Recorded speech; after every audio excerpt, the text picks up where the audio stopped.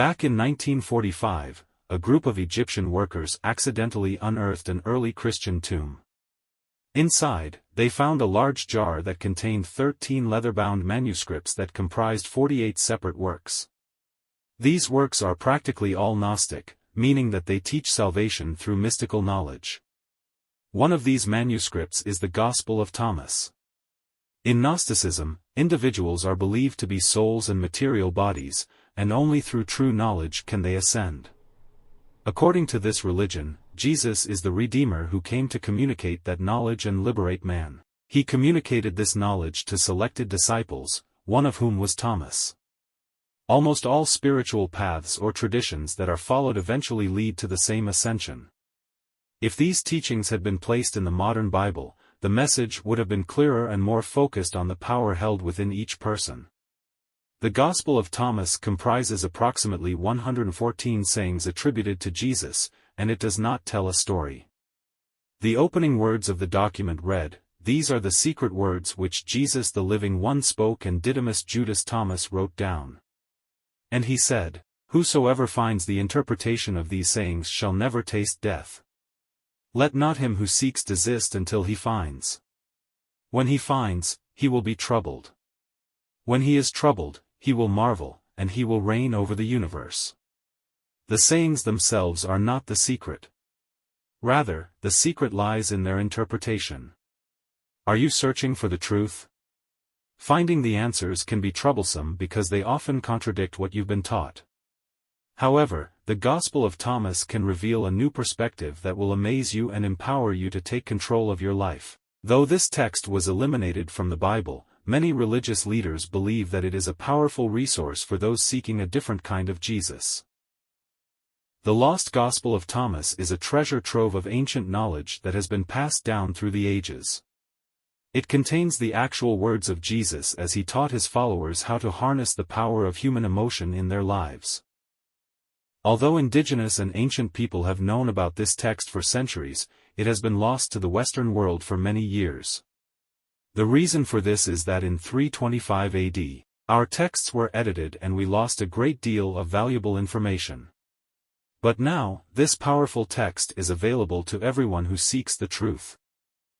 In the early Christian Church, Emperor Constantine had to make crucial decisions about what books to include in the Bible and which ones to exclude. Today, we know that at least 45 books were either entirely removed or significantly altered, leading to a loss of information that tells us how everything is connected. This loss is evident in the Dead Sea Scrolls, the Nag Hammadi Library, and the Coptic texts. Although some new writings are consistent with primary sources, others were edited out due to their inconsistent teachings. This decision was based on their validity rather than their intended message to be passed down to all people. If each individual had been taught that they are filled with the same higher power as Jesus instead of it being an external force to be feared, then history and our understanding of life would be different. Although we may be different, we are all part of the same consciousness taking various forms. Sayings of Jesus from the Gospel according to Thomas. Verse number 3, If those who lead you say to you, See, the kingdom is in the sky, then the birds of the sky will precede you. If they say to you, It is in the sea, then the fish will precede you. Rather, the kingdom is inside of you and outside of you. When you come to know yourselves, then you will become known, and you will realize that it is you who are the sons of the living Father. But if you will not know yourselves, you dwell in poverty, and it is you who are that poverty. This message highlights the consequences of believing that power lies outside of oneself. If you believe someone or something else holds the ruling power, that thing will have dominion over your life. However, when you realize who you truly are and that all power comes from within, you can access the kingdom within yourself. The words of Jesus offer powerful insights into the nature of reality and our place in it. By looking within, we can live an abundant and fulfilled life. In essence, we manifest our external circumstances from within. By not knowing ourselves, we experience poverty. Believing that people and events outside of us determine our lives keeps us from experiencing the richness we deserve. We must turn away from distractions and focus on the power within to change our reality. The hidden teachings of the Bible explain the concept of manifestation, consciousness and oneness. According to Greg Braden, we are all children of the light, and the light is the consciousness manifested in each of us. This light is the source of all existence and lives through us as activity and awareness. When we split a piece of wood or lift up a stone, we find the light within. Jesus himself said that he is the light above all and that we are all extensions of it. The kingdom of the Father is already spread out upon the earth, and it is up to us to see it. We must recognize that we hold the power within ourselves to experience this kingdom, instead of waiting for it to come to us. In essence, the key to living a rich and abundant life is to look within and recognize the power that exists within ourselves. Consciousness is a fundamental part of everything, including human beings. To harness the power of the divine matrix in our lives, we must first comprehend how it works. Science can provide us with the knowledge we need to understand this concept. However, to communicate effectively with the divine matrix, we must use the language it recognizes. This language comes from our culture, history, and past experiences.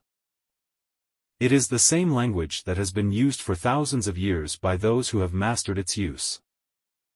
Therefore, we are learning from the great masters, such as Jesus, on how to use this language. This knowledge is present in ancient texts such as the Gospel of Thomas, which dates back to around 300 years after Jesus' time. We have visited Buddhist monasteries in Tibet, where we learned that feeling is the prayer. We must feel as if our prayers have already been answered. Currently, we are in an Egyptian monastery, examining instructions that explain how to accomplish this. By following these steps, we can unlock the full potential of the divine matrix in our lives. If you get your hands on the Gospel of Thomas, verse 106 from the Nag Hammadi Library is a must-read. But if you don't have a copy, you can find it in many books or visit any library. This verse is all about the power of thought and emotion. When you unite these two forces, you create a powerful energy. The verse states that when your thoughts and emotions are one, you can even tell a mountain to move, and it will. The key to unlocking this power is to merge these two elements into one potent force. By doing so, you can create positive feelings in your body. The Gospel of Thomas teaches us about the importance of marrying thought and emotion. In verse 48, we see that when two people make peace with each other in the house or temple, they are able to move mountains. But what exactly is this house or temple that Jesus is referring to? It's none other than ourselves. We are the house, we are the temple. So, how do we achieve this peace between thought and emotion? The answer lies in the passage, "Ask and ye shall receive," found in the Christian Bible. However, asking with just our voice is not enough. We must speak to the field or divine matrix in a language that it recognizes, the language of the heart. Our heart creates electrical and magnetic waves that are the true language of the field. By creating the feeling in our heart that our prayer has already been answered, we send out the electrical and magnetic waves that bring that answer to us. In summary, the Gospel of Thomas teaches us that by achieving peace between thought and emotion and speaking to the field in the language of the heart, we can move mountains. The King James Version of John 16:23-24 has been edited to provide a condensed version of the scripture. Here is what the edited version says: "Whatsoever ye ask the Father in my name, he will give it to you. Hitherto have ye asked nothing in my name, ask, and ye shall receive, that your joy may be full." It's interesting to note that two sentences that explain how to ask were removed during the 4th century edits. However, we can still access the original Aramaic version and retranslate it to understand the missing pieces. Here is the retranslated version with the omitted passages. "All things that you ask straightly, directly from inside my name, you will be given." So far you've not done this because if we ask with our voice we have not done this. And here are the two powerful sentences that were edited out: "Ask without hidden motive and be surrounded by your answer." Be enveloped by what you desire that your gladness be full. As you can see, the original Aramaic text emphasizes the importance of not only speaking your desires out loud but also feeling as though they have already been fulfilled. The scripture encourages us to be surrounded by our answers and enveloped by what we desire.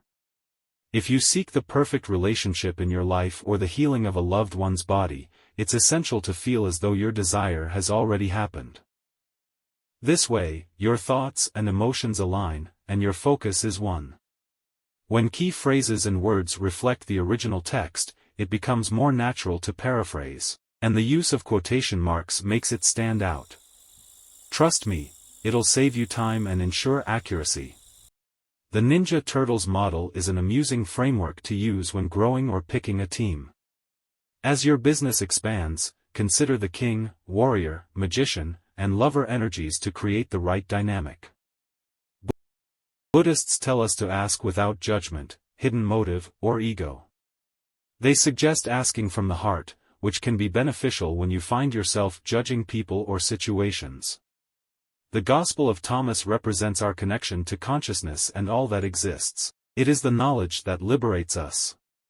To break free from any manifested reality that does not serve us, we must replace the false image of ourselves with the true knowledge of who we are and the power we possess. In the martial arts world, when a martial artist focuses on breaking a block, the last thing they think about is their hand hitting the block. Instead, they concentrate on what happens after their hand passes through the block. They focus on a place below the block and feel the feeling as if their hand is already in that place. This is equivalent to the power of emotion and feeling as though the experience has already occurred. These teachings remind us that the quality of our feeling is vital. They give us instructions on how to create that feeling, and when we put them together, it's something that happens in our hearts, not our minds. I encourage you to ponder these concepts, subscribe, like and share your thoughts below.